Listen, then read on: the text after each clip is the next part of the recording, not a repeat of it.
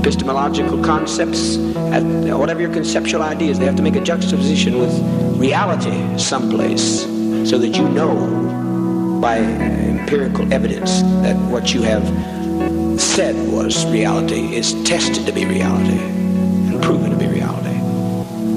Now, if that was above some of your heads, I was throwing that out for a few out here that think that they are too intellectual for us.